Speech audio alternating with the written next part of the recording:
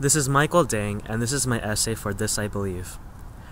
Wrath, gluttony, envy, pride, greed, sloth, lust. I believe in the 7 deadly sins. Even though I may not be Christian or Catholic, I honestly believe that these traits will ruin a person's life if performed very often. These 7 sins have ruined my life over the past years and still ruins my life to this day. I know that I'm not a very good person inside, even when my peers perceive me as some joyful and innocent-minded person who's kind to everyone. It's complete bullshit. This is all just a mask. If they knew who I really was, they'd be surprised to know that I used to be a very lustful person. I can honestly say that every time I saw an attractive man walking by me, there was a high chance that I pictured myself having sex with him. I used to be a very shallow person. If a guy was hot, I started having a crush on them in an instant. I never cared about personality. Looks were everything to me. During my sophomore year, I was introduced to a guy who wasn't very appealing to the eyes. Let's call him Phil. Phil was also gay too, so I thought I'd get to know him more since I hardly had any gay friends to relate to. As I got to know Phil more, I realized that he had a good heart. I would have had a crush on him if only he was better looking. I got my wish. When the summer came, he went through a huge transformation. He lost a lot of weight, and I found myself more and more attracted to him. Soon, I confessed my feelings for him, and a few weeks later, I lost my virginity to him. Every time my parents were out to work, most of the time, I'd invite him over and we did our deed. To this day, we do not talk to each other anymore. By the time I was a junior, we had numerous fights and arguments, and I realized that I wasn't happy with him in my life anymore. Even though we hate each other's guts today, I still have countless thoughts of sexual desire for him. From that moment, I realized what a monster I had become. I became a person who thought of nothing but that 3-lettered word each and every day. Gradually, I rehabilitated myself. I started to hang out with friends whose minds were less corrupted than mine, and I enjoyed life better with them. Even though we don't hang out anymore, I'm thankful that I met them. They don't realize it, but they made a huge impact on my life. Without them, I'd still probably be that horny bastard I used to be. To this very day, I can proudly say that I am no longer as lustful as I was in my sophomore year.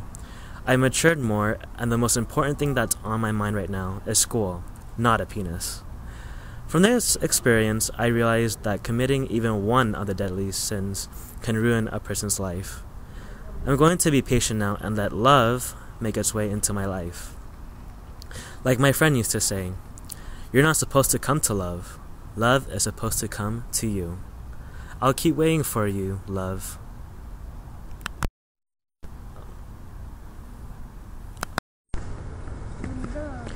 Hi, my name is Thach Do, and this is my essay for This I Believe. I believe in the butterfly effect, but less about butterflies and tornadoes and more about how it controls our lives. The things in our lives and life itself are so unstable and random that we cannot possibly control fate. Thursday, June 4, 2009. 5 cars in an accident on Garvey Avenue. The Camry 2002, Tina and I, the 4th car in this chain crash. 3 of the 5 from Amani High School, from Senior Quest dinner. Let's backtrack to find out one of the what-ifs that could have avoided me this catastrophe. I got involved in this accident because I drove down Garvey Avenue, because I took Tina home, because she asked me to, because she saw me, because I delayed going home by stopping at the tennis court, because I had leftover food that I wanted to give someone, because I couldn't finish my meal, because I got seconds, because Allison asked whether we could get seconds and I wanted some more, because Allison was sitting next to me, because we sat in the same group, because I waited in line with this group, because I was late to wait in line, because I was helping Chang, because I was sick and did not want to present my senior quest board outside in the sun for long, because I got caught a stupid germ. This story could go back indefinitely, but what if I did not catch a germ and get sick? I could have avoided being the 4th car in the June 4th disaster. But there are so many what ifs. It just shows how much control a person has over what happens. Even if one works hard to make the right choice, that effort would only be one of the infinite number of what ifs. Before this first car accident, I was told that no matter how careful I drove, I would get in a car accident, small or large, within the first year of driving. I didn't believe that. I thought that my safe driving would put me in the safe percentage.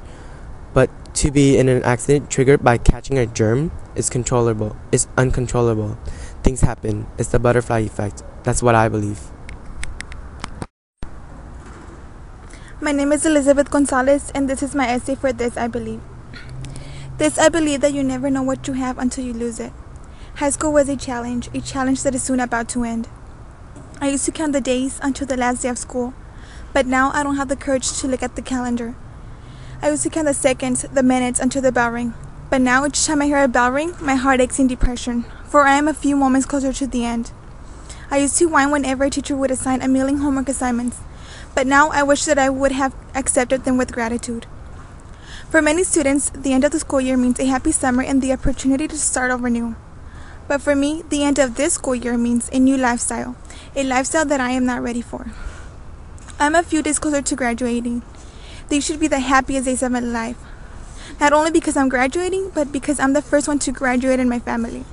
But they're not. How can I be happy when I only have a few days left to spend with friends? How can I be happy to get rid of a costume that has already become a part of me? How can I be happy when I am about to lose the most important days of my life? Sure, high school wasn't a happy place all the time. There were those who would make it very complicated and ruin my day. However, those people were easily outnumbered by all those who would put a smile on my face. There were days where I would wish the day would end soon. However, those days were easily forgotten by all the other days where I'd wish time didn't fly so quickly. As time passed by, I learned to appreciate the grumpy teacher, care for the caring counselor, love my friends as family, look at teachers as role models, laugh at the senseless jokes that many teachers try to pull, and most importantly, grow with the class of 2009. I'm going to miss getting breakfast during zero, talking to my close friend during first, walking into my loud and crazy second, taking a deep breath before entering third, walking like a snail to fourth, and laughing at my teacher's jokes during fifth. I'm sad that I came to realize this at the very end, but happy at the fact that I got to experience it. I couldn't wait for high school to end and finally leave El Monte. Now that I'm at the end, I wish that I would have taken advantage of all the little things around me and wish I'd enjoyed each day a little more. I'm about to enter a new part of my life and let go of this one. However, I'll make sure to keep all the memories with me, look back at them and smile with passion and joy. If anyone may ask, where are you from? With my head held high, I'll make sure to say I am from El Monte, the home of the Lions.